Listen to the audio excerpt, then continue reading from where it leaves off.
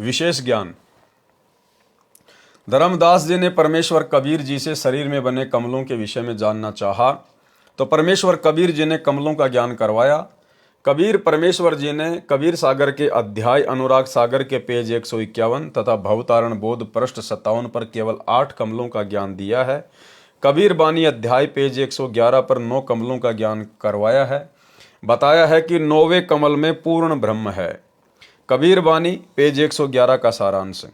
इस पृष्ठ पर परमेश्वर कबीर जी ने विशेष गुप्त ज्ञान दिया है। इसमें 9वें कमल का ज्ञान बताया है तथा उस 9वें कमल में पूर्ण ब्रह्म का निवास है। कमलों के विषय में संपूर्ण ज्ञान पढ़ें अनुराग सागर के सारांश में, पृष्ठ 151 के सारांश में, इसी पुस्तक के पेज 152 से 161 तक, जो कि पहले आप और हम भाई बहन पढ़ चुके हैं। कबीर बाणी पृष्ठ 112 113 का सारांश है। पृष्ठ 111 पर तो स्थूल शरीर के कमलों का ज्ञान करवाया है। इन पृष्ठों पर सूक्ष्म शरीर में बने कमलों का ज्ञान बताया है।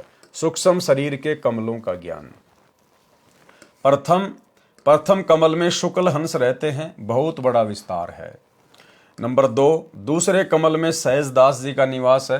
नंबर 3, तीसरे कमल में इच्छा का निवास है। नंबर 4, चौथे कमल में मूल सुरती है। नंबर 5, पांचवें कमल में सोहम सुरती है, साथ में इसके अंश भी हैं। नंबर 6, छठे कमल में अचिंत का निवास है। नंबर 7, सातवें कमल में अक्षर का निवास है। नंबर 8, आठवें कमल में तेज का निवास है। नंबर 9, नौवें कमल में सत्य पुरुष जी रहते हैं। सब कमलन का किया निर्वारा, ज्ञानी पंडित करो विचारा। अन्य सामान्य ज्ञान है जो पूर्व के अध्यायों के सारांश में वर्णन हो चुका है। कबीर बाणी पृष्ठ 114 115 पर सामान्य ज्ञान है, साधक को इनकी आवश्यकता नहीं है। इस सृष्टि रचना का विषय है, जो सृष्टि रचना में पढ़े वह पर्याप्त है। पृष्ठ 116 पर गलत ज्ञान है, मिलावटी है। पृष्ठ 117 पर सृष्टि रचना का आंशिक ज्ञान है, अंडे से ज्योति निरंजन की उत्पत्ति का ज्ञान है। पृष्ठ 118 119 पर भी सृष्टि रचना का अधूरा तथा कुछ गलत कुछ ठीक ज्ञान है, जो पहले के अध्यायों में लिखा जा चुका है। पृष्ठ 119 पर भी ज्योति निरंजन की उत्पत्ति अंडे से हुई, इसका ज्ञान है। पृष्ठ 120 121 पर ऐसा ज्ञान है जो पहले कई बार वर्णन किया गया है, अचिंत आदि की उत्पत्ति का ज्ञान है। पृष्ठ 122 123 में सृष्टि रचना का अंश है। संपूर्ण सृष्टि रचना पृष्ठ 625 पर पढ़े। पृष्ठ 124 125 पर सामान्य ज्ञान है। पृष्ठ 124 पर कबीर बानी में लिखा है कि धर्मदास जी ने नाम के प्रताप को जानने की जिज्ञासा की, जिसके बल से सत्यलोक में जा सकें। परमेश्वर कबीर जी ने बताया कि पृथ्वी लोक से सतलोक तक जाने के रास्ते में 7 शून्य यानी खाली स्थान है, और प्रत्येक शून्य के पहले और बाद में कुल 10 लोक हैं। 7 शून्य 10 लोक प्रमाना, अंश जो लोक लोक को शाना। 9 स्थान है 10वां घर साचा, तेही चढ़ी जीव सब बाचा। 16 संग पर लागी तारी, तेही चढ़ी हंस भय लोक दरबारी। भावार्थ, पृथ्वी लोक तथा स्वर्ग लोक के बीच में खाली स्थान है। एक ब्रह्मांड में ब्रह्म लोक है, शेष सभी लोकों का एक समूह बनाया है, जैसे पृथ्वी लोक, स्वर्ग लोक तथा 7 पाताल लोक, श्री विष्णु लोक, श्री शिव लोक, श्री ब्रह्मा लोक, 88,000 पुरियां यानी खेड़े, यह एक समूह है।